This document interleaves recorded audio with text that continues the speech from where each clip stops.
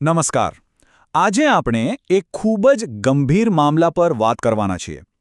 TV9 ગુજરાતીનો એક report સામે આવ્યો છે અને એમાં જે દાવા કરવામાં આવ્યા છે એ ખરેખર ચોંકાવનારા છે.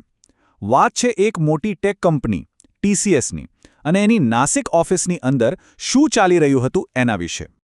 આ જે સવાલ છે નોકરી કે નર્ક એ સીધો જ એમના રિપોર્ટના હેડિંગમાંથી લેવામાં આવ્યો છે. અને આ સવાલ જ એક ગંભીર આરોપો માટેનો ટોન સેટ કરે છે જેની આપણે આજે ચર્ચા કરવાના છીએ. તો મુખ્ય આરોપ છે શું? આરોપ એ છે કે TCSની નાસિક ઓફિસમાં 1-2 દિવસ નહીં પણ છેલ્લા 4 વર્ષથી ધર્માંતરણનું એક આખું રેકેટ ચાલતું હતું. આ આખા વિશ્લેષણનો પાયો આ જ આરોપ છે. તો ચાલો આ આરોપોને થોડા ઊંડાણપૂર્વક સમજીએ. આખરે એ રિપોર્ટમાં એવો તો શું દાવો કરવામાં આવ્યો છે? કંપનીની 4 દિવાલોની અંદર ખરેખર શું ચાલી રહ્યું હતું? આપણે આગળ વધીએ એ પહેલાં એક શબ્દ સમજી લઈએ. Modus operandi. આનો સીધો સાદો અર્થ થાય છે કોઈ પણ કામ કરવાની એક ચોક્કસ રીત કે પદ્ધતિ. અને આ સમજવું એટલા માટે જરૂરી છે કારણ કે રિપોર્ટ મુજબ આ કથિત રેકેટ એકદમ ઓર્ગેનાઇઝ્ડ રીતે એક ચોક્કસ પદ્ધતિથી ચલાવવામાં આવતું હતું. તો આ લોકોની કામ કરવાની રીત શું હતી? કેવી રીતે આ કથિત રેકેટ ચાલતું હતું? રિપોર્ટ મુજબ કર્મચારીઓને નિશાન બનાવવા માટે એક આખી સિસ્ટમ, એક પદ્ધતિનો ઉપયોગ થતો હતો. રિપોર્ટમાં એક ચોંકાવનારી 4 સ્ટેપની પ્રોસેસની વાત છે. જુઓ, સૌથી પહેલાં તો એવી હિન્દુ યુવતીઓને ટાર્ગેટ કરાતી જે 18થી 25 વર્ષની હોય અને જેમને નોકરીની ખૂબ જરૂર હોય. બીજું સ્ટેપ, એમની સાથે દોસ્તી કરવી, ભરોસો જીતવો અને આ માટે ટીમ લીડર જેવા સિનિયર પદનો ઉપયોગ થતો. ત્રીજા સ્ટેપમાં શરૂ થતું અસલી દબાણ, જેમ કે નમાઝ પઢવાનું કહેવું કે બીફ ખાવા માટે ફોર્સ કરવો, અને જો કોઈ ના પાડે તો આવતું ચોથું અને છેલ્લું સ્ટેપ, બ્લેકમેલિંગ, નોકરીમાંથી કાઢી મૂકવાની સીધી ધમકી.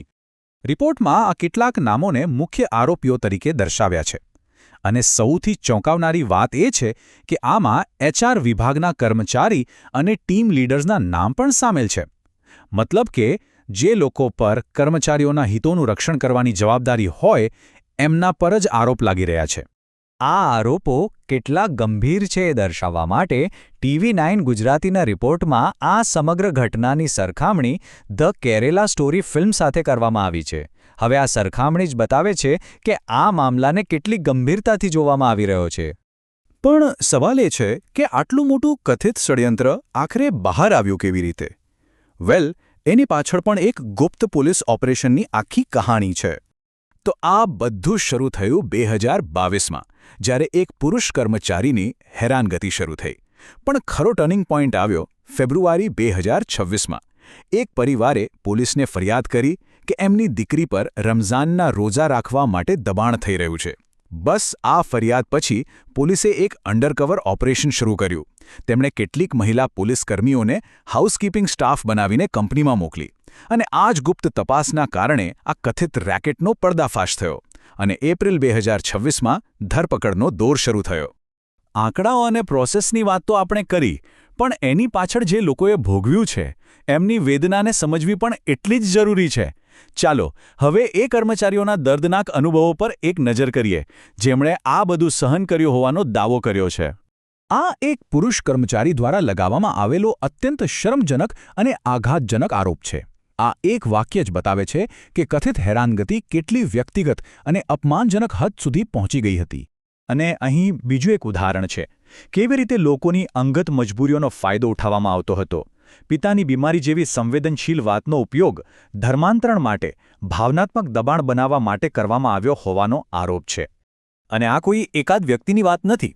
રિપોર્ટ મુજબ અત્યાર સુધીમાં 12 મહિલા કર્મચારીઓ પીડિત તરીકે સામે આવી ચૂકી છે. આ આંકડો જ આ મુદ્દાની ગંભીરતા અને એનો વ્યાપ કેટલો મોટો હોઈ શકે છે એ દર્શાવે છે. તો અત્યારે કાયદાકીય રીતે શું સ્થિતિ છે? રિપોર્ટ કહે છે કે અત્યાર સુધીમાં 7 લોકોની ધરપકડ થઈ ચૂકી છે અને પીડિતોની અલગ અલગ ફરિયાદોના આધારે કુલ 9 કેસ દાખલ કરવામાં આવ્યા છે. હાલમાં તપાસ ચાલી રહી છે. જુઓ, આ ઘટના માત્ર TCS નાસિક ઓફિસની નથી. આ ઘટના આખા કોર્પોરેટ જગત માટે કેટલાક બહુ જ મોટા અને મહત્વના સવાલો ઊભા કરે છે. આ આખો રિપોર્ટ 2 મુખ્ય મુદ્દાઓ તરફ આપણું ધ્યાન દોરે છે.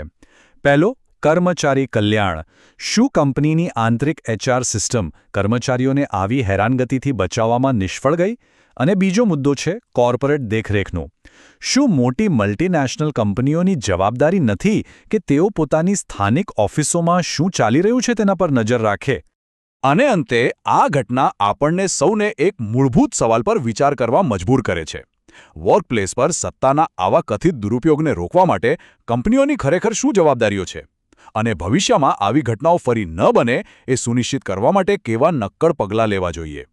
આ એક એવો સવાલ છે જેના પર દરેક કોર્પોરેટ સંસ્થાએ ગંભીરતાથી વિચારવાની જરૂર છે.